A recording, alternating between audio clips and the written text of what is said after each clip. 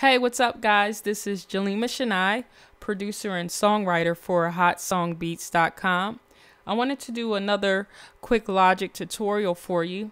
Today I'm going to go over the audio preferences menu and explain the options that you have available to you in that menu. So let's open up audio preferences by going to Logic Pro, Preferences, Audio. Okay, the first thing that you'll see here is the output device and the input device. So that's where you would actually select your audio interface. The next thing that you'll see is I/O buffer size.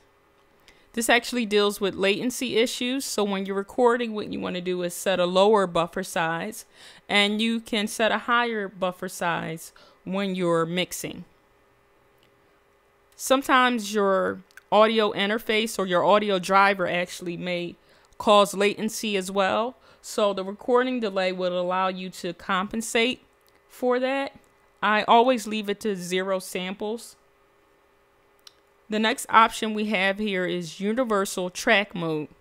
So that's something that you can always leave on as well. It lets you play back mono or stereo regions on a single track. 24-bit recording, that's something you always want to leave checked as well. It allows you to have a better dynamic range, and you'll hear that it makes a significant difference in the quality of your recording when you have 24-bit recording checked. Software monitoring is for those of you who may not have speakers or an external audio interface. With Logic, it'll allow you to monitor using the built-in computer speakers. And you also have independent monitoring level.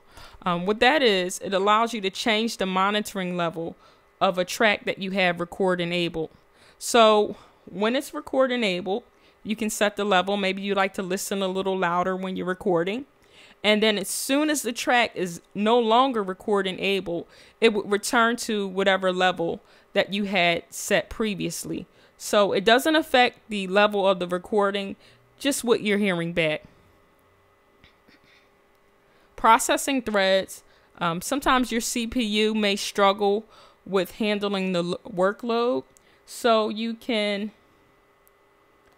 try to improve system performance by changing the processing threads. I have a dual core, so the maximum that I can use is 2. I usually have this set to automatic. I haven't experienced any issues. Okay, the process buffer range goes hand in hand with your I/O buffer size. The larger the buffer size, or the buffer range, the more your computer will be able to handle. So you have a bunch of plugins going on and things like that.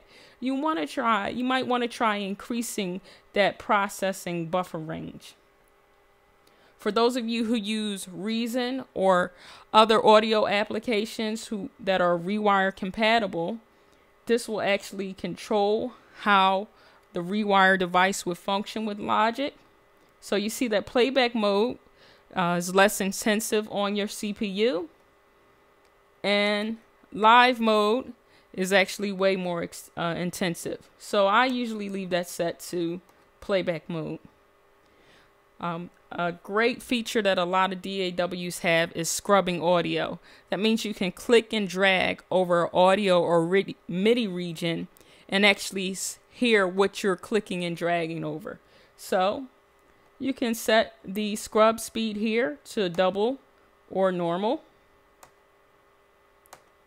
And the scrub response, so how quickly you would hear something back while you're scrubbing, is normal, fast, or faster.